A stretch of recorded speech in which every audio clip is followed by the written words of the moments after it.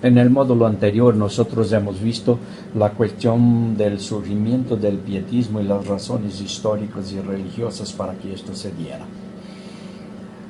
Hemos visto también los primeros que salieron con la idea, y hoy vamos a ver la cuestión de los pietismos, porque no hubo no solo, pero también vamos a profundizar un poco más en esta cuestión, porque el pietismo es algo que toma una dimensión mucho más grande y también abarcó más temas de la vida cristiana, de la iglesia y todo lo demás, y creo que se hace muy necesario que tengamos esto en vista, mismo porque la hermandad tiene su origen en el anabautismo con influencias del pietismo. Así que vamos a ver que el pietismo hoy tiene más de 300 años y tuvo diferentes enfoques, pues individuos, grupos e instituciones alegaban pertenecer al movimiento. Y muy temprano hubo divisiones, rupturas y separaciones dentro del mismo pietismo. Y dos ideas eran comunes para definir lo que entiende el pietismo en ese entonces. Una de ellas por el príncipe Wilhelm, que defiende que el pietista es un hipócrita con piedad. Bismarck, un otro, decía que el pietismo es un cristiano con fe ortodoxa y por lo tanto basada en la Biblia. Hay otras visiones del pietismo que fueron defendidas y algunas con muchos perjuicios. Se ha incriminado al pietismo afirmando tratarse de una espiritualidad dulce y melosa, de utilizar un lenguaje místico, tener una postura estrecha y no tener aprecio por los bienes culturales. También se lo acusa de rechazar cosas intermedias, o sea, cosas que no son pecado, pero que pueden llevar al pecado, tal como bailar, ir al teatro, a un partido de fútbol, ir al cine, asistir TV y todo lo demás que se le metieron ahí como estas cosas intermedias. El esquema de conversión unilateral con el arrepentimiento obligatorio en cierta medida revela el desequilibrio del movimiento con su énfasis en el legalismo, que a la vez pasa por la impresión de ser una autojusticia cristianizada. Y vean acá, pietismo, legalismo, caminaron muy de manos dadas muchas veces, muy cercano el uno al otro. Pero también en muchos casos el pietismo produjo un orgullo espiritual, porque los pietistas se creían mejores cristianos que los demás. Y esto contribuyó para que el pietismo fuera amplia y duramente criticado en muchos sectores. Mismo en la investigación científica, a menudo prevalece una comprensión más negativa de la piedad pietista. Correcciones se han sugerido que revelan no solo las sombras, sino también las virtudes de este movimiento. Y así tenemos que llegar a esta pregunta y intentar responderlas. ¿Quién es un pietista? Alguien se lo dijo que es alguien que estudia la palabra de Dios y lleva una vida santa de acuerdo con ella. Los pietistas son personas que creen en la justificación de los pecadores, que llevan una vida de santidad y la realización de una vida consciente bajo la dirección de Dios. De acuerdo con Arndt, uno de los primeros pietistas, la vida santa es la vida dependiente del Espíritu Santo. La piedad pietista también tiene características de los impulsos negativos de la carne egoísta y humana, contra la cual el pietista declara una pelea. La característica más importante, sin embargo, fue la insistencia en la conversión y el nuevo nacimiento. El pietista también hacía un fuerte énfasis en el estudio y la lectura de la Biblia como autoridad indiscutible sobre la vida personal. Vamos entonces a 3 puntos: conversión, nuevo nacimiento y la Biblia como autoridad para la vida personal. El compromiso con la santificación llevó a la formulación sobre cuestiones éticas en materia de matrimonio, educación y vida económica y política. Creían que la transformación de uno iba a ser la transformación del mundo. Era del individuo hacia la sociedad. Spener es considerado como el fundador del pietismo. De su trabajo se hace evidente que el pietismo se basa en la teología de la Reforma, porque él era luterano, y también en la teología reformada. La justificación por la gracia y la fe es base de la confesión pietista. Spener escribió un comentario de la Biblia con base en los escritos de Lutero. Estos estudios han marcado su vida, haciendo de él un profundo conocedor de Lutero. Según la investigación, hay dos elementos que caracterizan el pietismo de Spener. Primero, el enlace continuo del pietismo con la iglesia luterana. Dos, la base del pietismo en la reforma de Lutero. Al proponer los Collegia Pietatis en su obra Pia Desideria, Spener se refiere a Lutero cuando éste dice que aquellos que quieren ser cristianos deben reunirse en torno a la palabra de Dios para edificarse entre sí. El prefacio de Lutero a los romanos puede ser visto como la carta magna del pietismo, porque la fe es la obra divina en nosotros que mata al viejo Adán, nos hace nuevas criaturas por el Espíritu Santo y nos convierte en personas muy diferentes en el corazón, en la disposición, los sentidos y todas las fuerzas de dirección de Dios. Este tipo, Gerhard Terzgen, escribió: si la vida va en contra de la naturaleza, entonces los que cultivan la carne y los sentidos son malos peregrinos. La piedad pietista también tiene una característica de los impulsos negativos sobre la carne egoísta y humana, contra la cual se declara una pelea. La característica más importante es la insistencia en la conversión y el nuevo nacimiento. Otro elemento esencial de la identidad pietista es el estudio y la lectura de la Biblia como autoridad indiscutible sobre la vida personal, y esto ya se lo decimos y lo repito porque esto es fundamental. Pero el pietismo tuvo algunas divisiones. Y es importante hacer la distinción entre el pietismo clásico y el pietismo radical.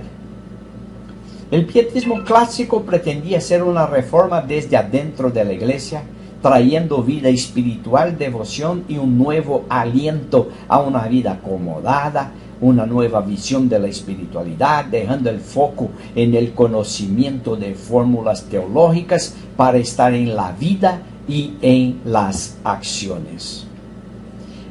Por el otro lado, el pietismo radical tenía críticas a la iglesia establecida y la veía como la prostituta de Babilonia. Defendía ideas que están más allá de la reforma y constituyeron iglesias libres y o movimientos alternativos. Sus representantes son Johann Jakob Schutz, Johann Wilhelm Petersen y su esposa Leonora, Gottfried Arnold, grupos tales como los neobautistas y la comunidad de Sion. El pietismo radical tiene las siguientes características: una intensa mística del catolicismo medieval, una influencia del bomismo, que tenía también por su parte influencias de la Cábala, una interpretación mística de la Torá, y la alquimia, que pretendía reducir todo a oro, la influencia de J. Arndt y la influencia del puritanismo. Y estos elementos culminaron en la radicalización de la Reforma. La pareja Peterson ha desarrollado enseñanzas sobre el milenio que culminaron en la convicción de que, al final, todos se salvarían. Universalismo. O sea, no va a haber infierno. Todos van a estar bajo la gracia de Dios. Gottfried Arnold se abrió al espiritualismo y el médico Conrad Dippel enseñó que el sufrimiento vicario de Cristo debe ser sustituido por una transformación física del ser humano en un nuevo nacimiento. Y acá una cosa interesante, transformación física, porque según él tenía que haber un cambio radical en la mente, en el comportamiento, en la manera de hablar y todo esto. Los representantes radicales del pietismo abogaron por una ética ascética, o sea, se separar completamente del mundo, no meterse en nada, vivir medio así como que fueran monjas y monjes en medio de la sociedad.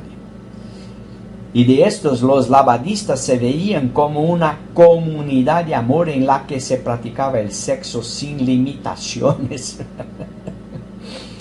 Muchos grupos reclamaron de los fenómenos de la inspiración, predicaron el juicio y compraron intriga con las autoridades eclesiásticas y políticas. Vea que acá también pasó lo que pasó allá desde el principio de la iglesia, y vimos esto también en algunos de los anabautistas, estos exageros. Y incluso esta cosa del amor libre y que tenían inspiraciones, que el Señor le hablaba, que el Señor le reveló, que te soñó con algo y lo traían, y esto a inspiración se tornó palabra de Dios para esta gente. En los años de 1726 a 1742 llegó la Biblia de Berleburg, que contenía enseñanzas del pietismo radical. Tuvieron que hacer una Biblia para ellos. Pero en el siglo XIX hubo el movimiento del Renacimiento, que tiene estrecha conexión con el pietismo clásico del siglo XVIII. Muchos lo ven como una segunda fase del pietismo en la historia. Y las características comunes son el énfasis en la conversión, el rechazo de una teología crítica a la Biblia y la promoción de la misión interna y externa. Y acá hay que decir una cosa. En este entonces, por el iluminismo y las ciencias todas, muchos empezaron a leer la Biblia con un aparato crítico, tomando las ciencias, tomando la arqueología, la lingüística y todo lo demás para leer la Biblia, y mucho de lo que se creía empezó a ser cuestionado por estos que tenían ahora otras luces que lo ponían sobre el texto bíblico. Este movimiento del Renacimiento entonces empezó a hacer esto, pero también hubo un rechazo a esto por parte del pietismo. ¿Okay? Y de este movimiento surge el término evangélico, que es ampliamente utilizado en nuestros días y revela influencias que el pietismo recibió en el contexto anglosajón. De ahí viene también el evangelicalismo en los Estados Unidos, los evangelicals, que tiene raíces en el pietismo, pero se distingue por asumir una forma más influenciada por los elementos anglosajones. El movimiento pietista llegó poco después de la muerte de Zinzendorf en su punto. El movimiento pietista llegó poco después de la muerte de Spener en su punto máximo, y después fue sofocado por la Ilustración y una teología marcada por el racionalismo. En el siglo XIX, el pietista en este tiempo fue una reacción a la situación de la iglesia en este momento.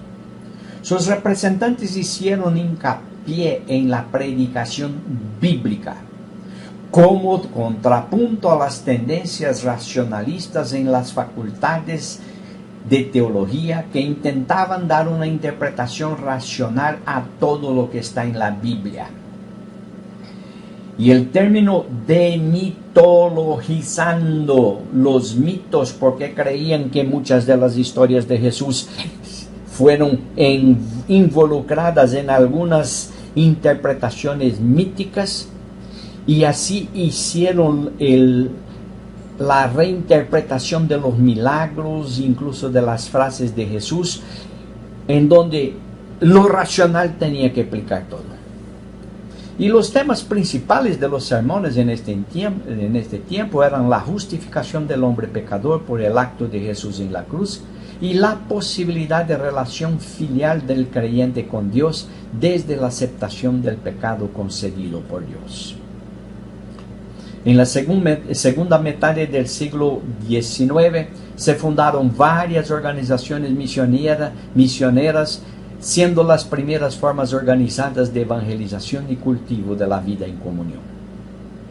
En la segunda mitad del siglo XIX tuvo en Alemania grupos que vivían la comunión del período clásico del pietismo y que fueron fortalecidos.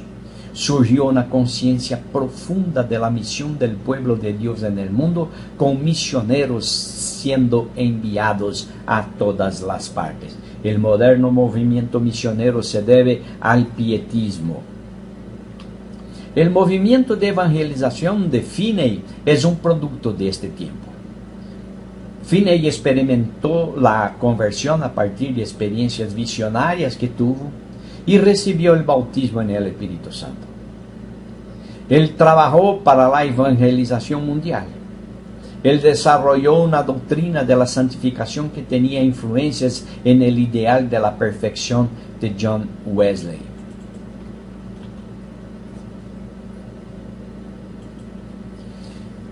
La iglesia luterana, después de Lutero, tuvo un movimiento por la ortodoxia que trató de sistematizar y consolidar las ideas de la Reforma, especialmente en vista del movimiento de la contrarreforma por la Iglesia Católica, que fue el Concilio de Trento, que puso cualquier cantidad de críticas y contrapuntos a los reformadores, y en donde se puso a Tomás de Aquino como el teólogo oficial de la Iglesia Católica.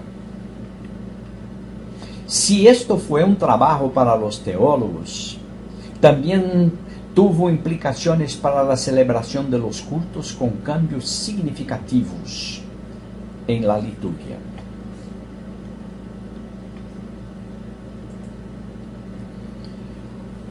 Y la ortodoxia que se metió en el culto llevó a una cristalización e inflexibilidad. Aunque no hubo la muerte de la libertad litúrgica, permaneciendo la libertad para lo gestual, para el uso de ropas litúrgicas y una liturgia más elaborada en los centros urbanos y más sencilla en el campo, como si fuera una contextualización de la liturgia a las diferentes situaciones en donde la iglesia estaba. Los himnos se han vuelto cada vez más importantes. Lo que la predicación ortodoxa no alcanzaba a hacer, los himnos se hicieron cargo, trayendo conceptos teológicos en lenguaje más comprensible. La ortodoxia logró una mayor participación de la comunidad en los servicios, involucrando a todos, o parte de los participantes del culto. El órgano y algunos otros instrumentos ganaron espacio reemplazando el coro. Ve acá una cosa que se merece un estudio de la historia de la liturgia, y si usted tiene tiempo lo puede hacer, que es que la introducción de los elementos en el culto de la iglesia cristiana se dio bien tarde. No era así al principio, eran cánticos a la capela, y hay grupos menonitas, creo que son los Amish, que hasta hoy no aceptan instrumentos para acompañar al himno. Todos ellos cantan a capela. Pero había quienes solo iban a los cultos después de la música, porque preferían oír solo la predicación, una vez que esto era lo que la ortodoxia enfatizaba. Por el énfasis que le daban y por el contenido conceptual, las predicaciones en su mayoría eran muy largas, 1 hora y algo, y no había mucha preocupación en que la gente entendiera lo que fue predicado.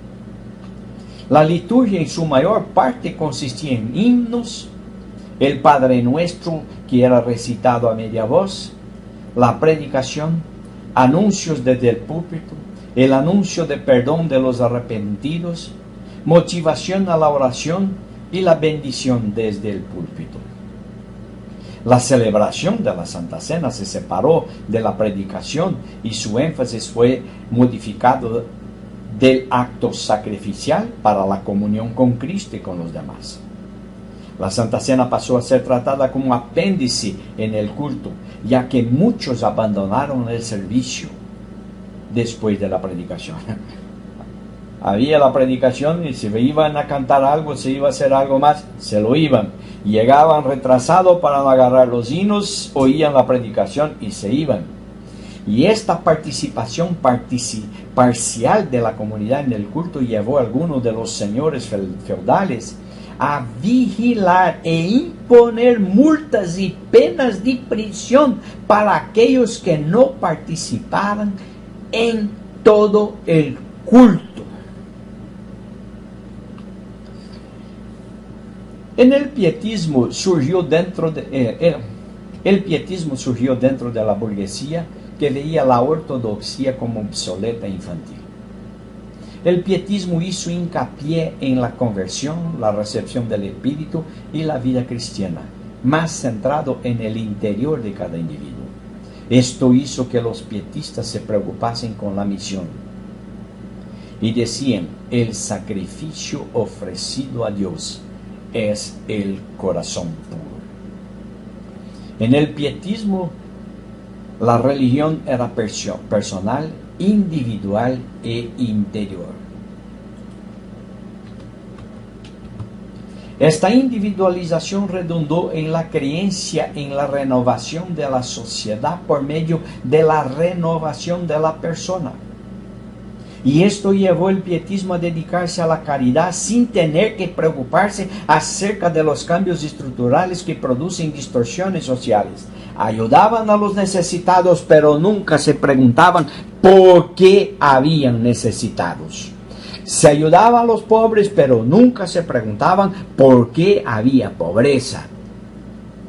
Y este es un lío, porque solo medio así que cuidaban de los efectos, pero no trataban de la causa. Y este es como que un mecanismo de huir de las causas verdaderas. No se preocupó con las cosas de este mundo, pero hizo hincapié en los collegia pietatis, pequeñas iglesias dentro de la iglesia. Otro término es ecclesiola in ecclesia. Y la separación entre las cosas religiosas y seculares, lo sagrado y el profano. Y esto lo vemos muy hoy día, aún. Como si hubieran dos reinos, el reino secular y el reino espiritual, que no se comunican, y que el creyente debe meterse en el mundo material para sobrevivir, pero para las cosas espirituales solo las cosas sagradas, divinas. Y ahí vienen las cosas iguales. Ahí esto, no se oye música, no se puede ver TV, no se puede hacer esto, no se puede hacer aquel, porque esto es cosas del mundo, esto es cosa del mundo, y el mundo allá afuera, y todo esto es un lenguaje que divide el mundo creado por Dios y que Dios dijo que era bueno. Se lo hace una división y una separación entre lo secular y lo religioso. Entendía que la fe se vive en el mundo, el énfasis en el sentimiento sobre la razón. O sea, lo que vale es lo que yo siento, no lo que yo comprendo. Frases como la religión es asunto del corazón y no de la cabeza. La religión cristiana es la religión del corazón, no se basa en la razón. Y que estas frases fueron dichas muchas veces son pruebas de estas afirmaciones. El pietismo cambió el objetivo, la forma y la comprensión del culto. Como objetivos estaban la conversión, la santificación y la edificación. El bautismo perdió su importancia porque puso énfasis en la conversión, en las emociones y en el subjetivismo. O sea, lo que yo pienso, lo que yo creo, lo que yo siento está por encima. La liturgia no fue valorada. Spener sostenía que la liturgia se debe utilizar con la libertad, la variedad y la movilidad. El calendario litúrgico fue visto como inmovilización innecesaria para aquellos que habían nacido de nuevo. La predicación fue dirigida para lograr la conversión de los oyentes. Era el uso de habilidades para argumentar y llevar los oyentes al arrepentimiento y la edificación. Y acá una cosa interesante. Hay predicadores que tal la énfasis que dan al arrepentimiento, a la conversión, que manipulan las emociones durante el culto, que manipulan la gente para que acepten a Jesucristo. Y esto es terrible. La conversión ya no es obra del Espíritu, pero es habilidad humana de hablar, de convencer y de hacer con que las personas tomen una decisión. Se pasó a dar más importancia a la lectura bíblica y su exposición sencilla y práctica, una cosa que la ortodoxia no lo hacía. Las oraciones dejaron de ser leídas y pasaron a ser oraciones libres y espontáneas. La Santa Cena y la forma en que se celebraba fue criticada por Spener, quien entendía que muchos elementos fueron tomados de la cultura alemana. Y Frank, otro pietista, rechazó la confesión antes de la celebración de la Santa Cena y fue él quien empezó a celebrar la Santa Cena en las casas. Frente a esto todo, hubo quien discordara, porque no todos estaban de acuerdo con una liturgia más libre e improvisada. Hubo quien defendiera el uso de los calendarios litúrgicos y más elaboración en la liturgia. Zinzendorf decía que las viejas oraciones tenían algo divino e inimitable. Defendió el uso continuado de la liturgia porque, para él, su negligencia podría producir una disminución del espíritu, como si lo que hacemos hace con que el espíritu sea más grande o más pequeño. Él también abogó sermones más cortos, afirmando que se puede decir más en menos tiempo, y esto él estaba en lo cierto. Fue el precursor de la concisión del mensaje con una sola enseñanza. Y este es un punto muy importante porque allá se hablaba cualquier cantidad y se intentaba enseñar todo lo posible en un solo sermón. Él puso esto. Y esto es una cosa que tenemos que tener en consideración hasta hoy. El sermón debe ser corto y una sola enseñanza en cada sermón. Por esto él fue el precursor de la concisión y el mensaje con una sola enseñanza. La música y las canciones cambiaron.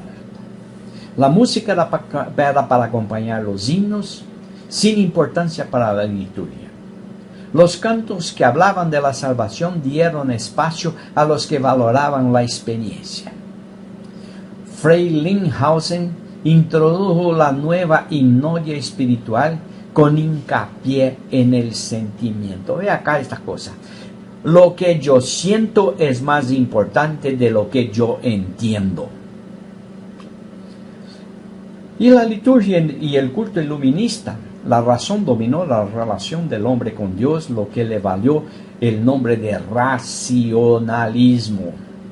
Entró en la iglesia luterana con Christian Thomasius, que se inspiró en Leibniz, en Descartes. Él defendió la reducción a lo esencial de la religión cristiana, y para él lo esencial es la moral. La fe iluminista fue considerada en su aspecto puramente puramente racional. Cristo no era el Salvador, pero sí un modelo moral que deberíamos imitar. No fue Dios que vino al hombre, pero era el ser humano que debe ir a Él. El pasado perdió su valor, ya que el iluminista solo se interesaba en el futuro. La relación entre la iglesia y la escuela era educar y adoctrinar a la gente, lo que lleva a una vida virtuosa.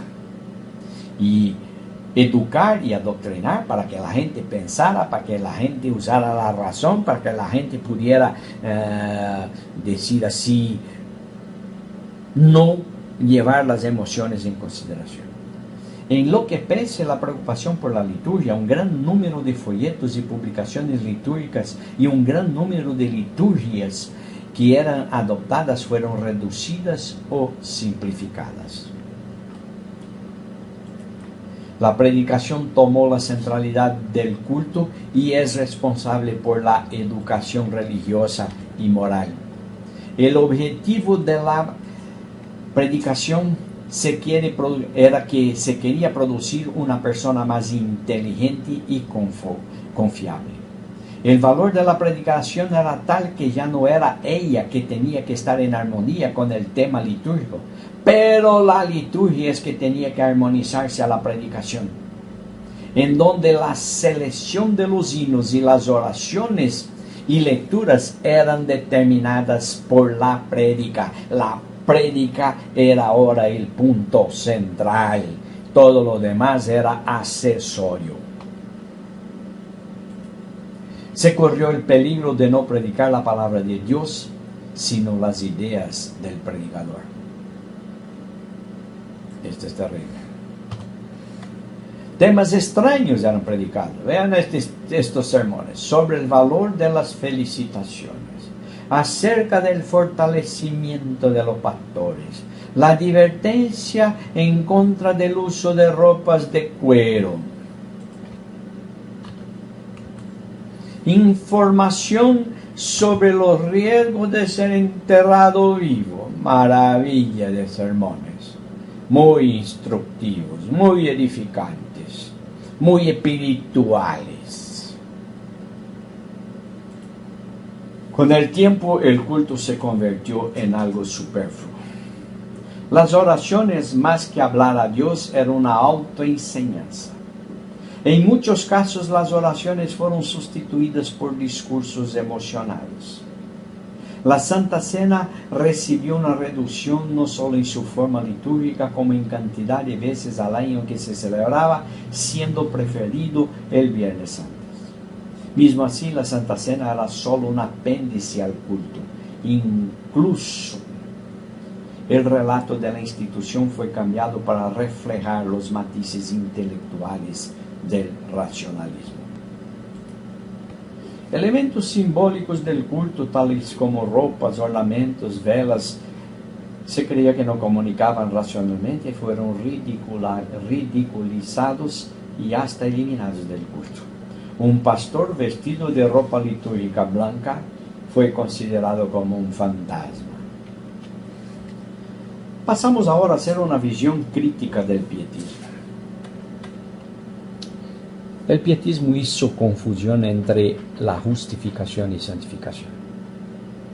Al definir el pietismo no se debe confundir con la piedad, que debe ser la meta de todos los cristianos de todos los tiempos. Cualquier movimiento que añada el ismo a su nombre es el resultado de una reacción contra un estado de cosas que se ha vuelto intolerable.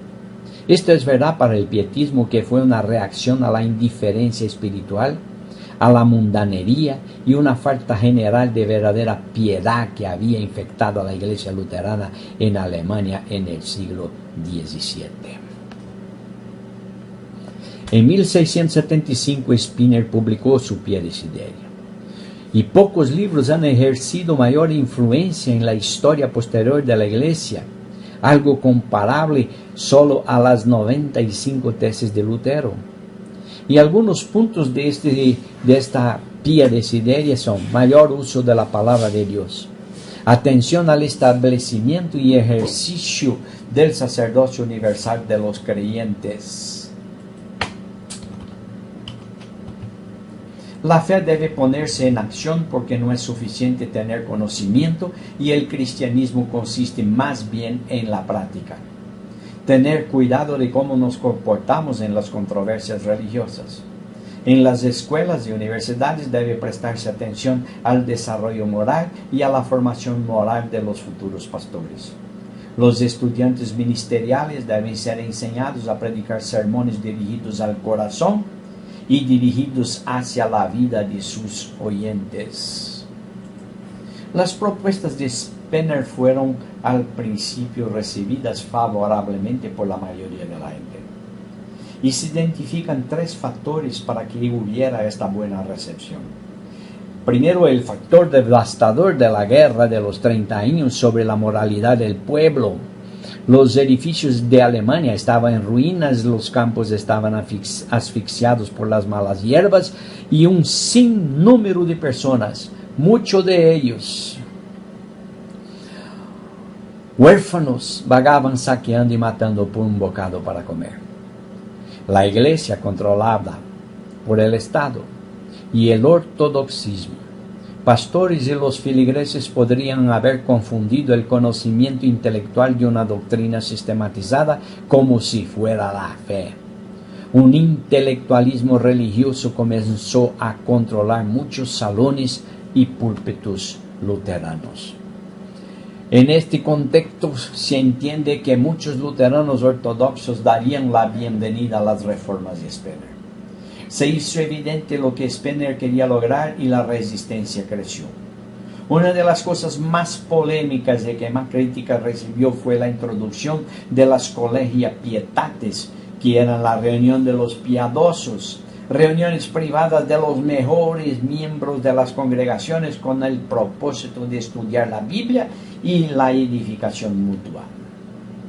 Se esperaba que estas reuniones alrededor de la palabra de Dios iban a crear personas temerosas de Dios en las iglesias estatales y serían como levadura para mejorar las condiciones en las iglesias. Pero estas pequeñas iglesias, eclesiola y eclesia, dentro de la iglesia, causaron todo tipo de problemas, pues los miembros de estos grupos comenzaron a considerarse mejores que los demás. En lugar de trabajar como fermento para promover la ética y la moral, se volvieron perturbadores, dividiendo las iglesias a medida que se separaban de las que consideraban no convertidas o de los cristianos de segunda clase. Más tarde, los pietistas intentaron clasificar a las personas de acuerdo con su crecimiento espiritual. Y de ahí viene un poco la cuestión después que se utiliza mucho hasta hoy día: el creyente carnal y el creyente espiritual. Frank se convirtió en profesor en la Universidad de Halle. Una de sus contribuciones fue su experiencia de conversión mientras trabajaba en un sermón. Él había sido requerido para predicar en Juan 20:31, y él quería presentar la distinción entre la fe viva y una fe construida sobre la autoridad y la costumbre, lo que lo llevó a examinar su propia condición interior bajo la verdad de Dios y la confiabilidad de la Biblia. En medio de la profunda crisis existencial y en oraciones, se sintió renacer. Había experimentado personalmente el punto central de todo pensamiento piadoso y aspiración: el renacimiento, el nuevo nacimiento. Cayó de rodillas y dio gracias a Dios como nunca lo había hecho en toda su vida. El pietismo tiene numerosas características que lo identifican. La orden luterana de servicio comenzó a ser considerada como una reliquia de los tiempos de la pre-reforma y se criticó las oraciones leídas, prefiriendo las oraciones espontáneas, en donde podría haber la libre manifestación de un corazón devoto. Los himnos del Evangelio sentimental reemplazaron los himnos luteranos confesionales. La confesión privada y la absolución por parte del pastor tuvo la oposición, ya que se presuponía un juicio sobre el verdadero arrepentimiento de una persona. La silla confesional es la silla del diablo, lo decían. La absolución pública en los púlpitos también no le caía bien al pietismo.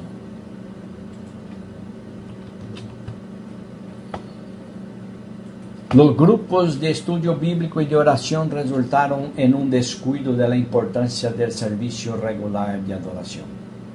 Todo lo que no contribuía a la edificación espiritual se clasificó como perjudicial: teatro, baile, juegos de cartas, deportes, magia y todo lo demás. Estos fueron condenados como pecados y eran mal vistos como indignos para una piadosa alma. Los estudios seculares eran despreciados y la escuela parroquial consistía en hasta 6 horas de instrucción religiosa. Se hizo hincapié en la confirmación del bautismo en la medida en que todo niño bautizado era visto como habiendo caído del estadio de gracia bautismal y que necesitaba esta promesa consciente por parte del individuo como una conclusión de la eficacia de este pacto. El unionismo y el entusiasmo florecieron. Pronto se hicieron evidentes en toda parte que, si la piedad personal era de suma importancia, las diferencias doctrinales eran secundarias. El pietismo tuvo 187 niños en el orfanato de Frank. 2,000 o más estudiantes matriculados en la Universidad de Halle en el momento de la muerte de Zinzendorf. Numerosas instituciones caritativas y educativas que fundó y que rechazó el apoyo estatal. El resurgimiento del espíritu misionero que hizo que salieran de Halle a todas las partes del mundo con un celo por las misiones, no solo ministros del Evangelio, sino hombres de todas las profesiones. El mismo Zinzendorf dio sus propiedades en un ejemplo notable de sacrificio. La verdadera diferencia distintiva entre el luteranismo confesional y el pietismo es el objetivismo religioso en oposición al subjetivismo religioso. El subjetivismo se manifiesta principalmente en la confusión entre la justificación y la santificación. Spener creía que la reforma de Lutero en el campo de la doctrina necesitaba completarse con una reforma en el campo de la vida cristiana. En su celo por lograr este objetivo, Spener perdió de vista un principio básico: el hecho de que el hombre no encuentra en sí mismo, sino fuera de sí, en el Evangelio y los sacramentos, la garantía de que es hijo de Dios y heredero de la eterna salvación. En lugar de los medios de gracia, el pietista mira la experiencia emocional personal. La doctrina de la justificación fue para Lutero lo que Jesús ha hecho por nosotros. La enseñanza de las Escrituras es que Dios amó este mundo de pecadores, que envió a su Hijo para ser nuestro sustituto, para sufrir y morir en nuestro lugar. El pietismo cambió el énfasis de lo que Cristo ha hecho por nosotros a lo que Cristo hace en nosotros. La vida santa se enfatiza en lugar del perdón de los pecados. La teología y la práctica se centran en la santificación en lugar de la justificación. Con el cambio hacia la santificación y las buenas obras, vienen también el legalismo y la confusión de la santificación y la justificación.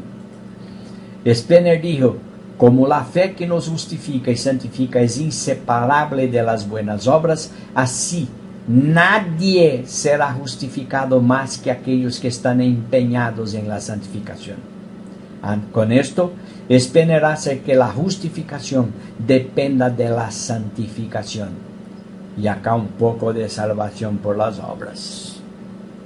La confusión entre justificación y santificación conduce a el uso de la ley en legalismo.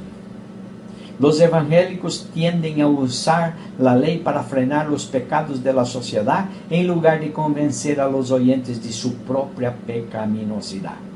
Tal predicación tiende a convertir a las personas en fariseos. Muchos evangélicos se establecen a sí mismos y a sus oyentes como criterio para evaluar a los débiles de la fe. Yo soy la medida de la espiritualidad de los demás. Yo soy el ejemplo para todos. Le gusta hablar yo, y casi siempre. Yo, por ejemplo. La única manera de promover buenas obras a los ojos del Señor es promover la fe. La Biblia enseña que el amor es el cumplimiento de la ley. La ley nos manda amar, pero no puede producir amor en nuestras vidas. El Evangelio es el mensaje del amor perdonador de Dios por los pecadores. Amamos porque Él nos amó primero.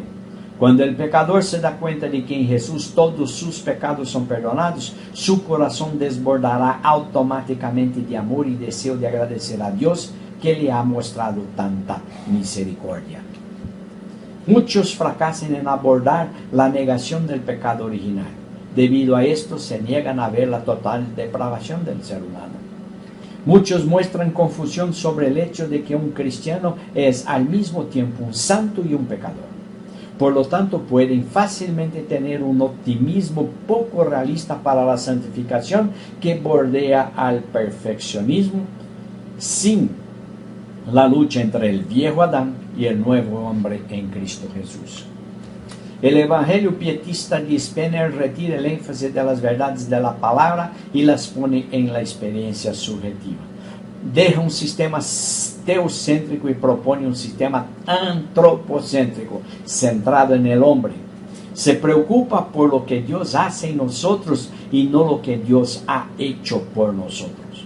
Hay una negación de la justicia objetiva o universal, el hecho de que Dios declaró inocente a todo el hombre cuando Jesucristo murió en la cruz.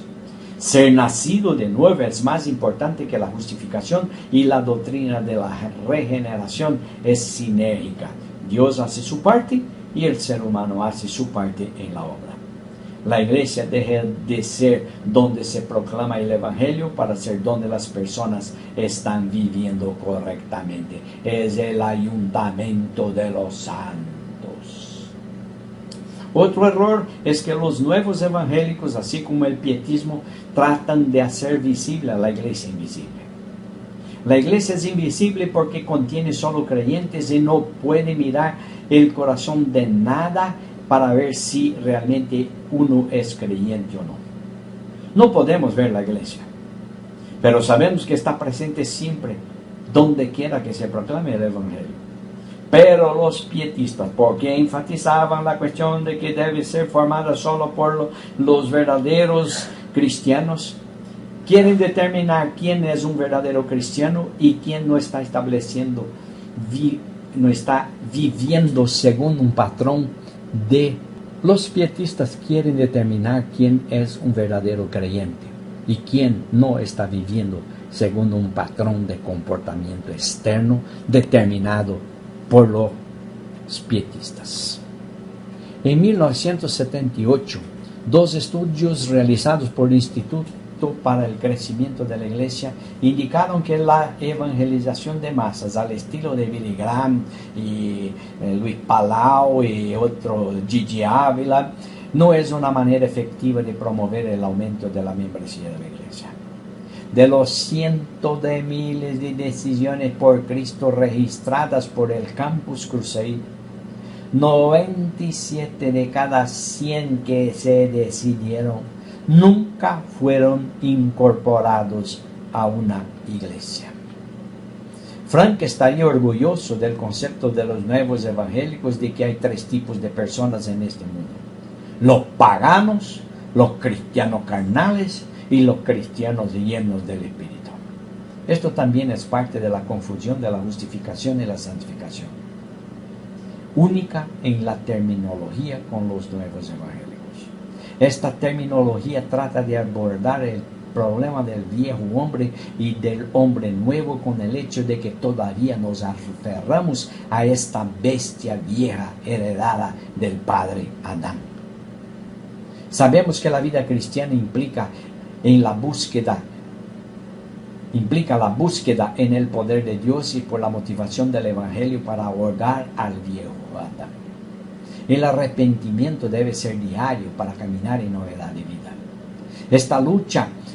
En esta lucha un cristiano es más fuerte que otro en su vida privada.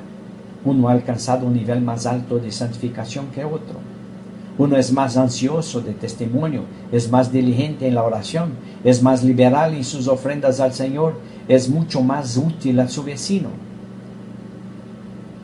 Y no hay una única espiritualidad que se aplique a todos igualmente. La espiritualidad es una experiencia individual y cada cual la vive plenamente según sus habilidades físicas, mentales, según sus dones. Y así se vive la espiritualidad. Vean que hay cualquier cantidad de cosas acá para pensar. Y creo que cuando ustedes estaban oyendo estas cosas todas, percibieron que probablemente usted tiene mucho del pietismo, pero también probablemente tiene algunos de los trazos deteriorados de este pietismo. Y una de ellas es esta cuestión de clasificar a los otros según su concepto personal de lo que es espiritual y quién es carnal y quién es espiritual. Que este tema, que lo vamos a abordar un poco más adelante también, ahora cuando vamos a estudiar la historia de la hermandad, se nos haga percibir y corregir cosas que en nuestra vida no están bien y que a lo largo de la historia se ha mostrado como algo, yo diría así, problemático. Que Dios los bendiga.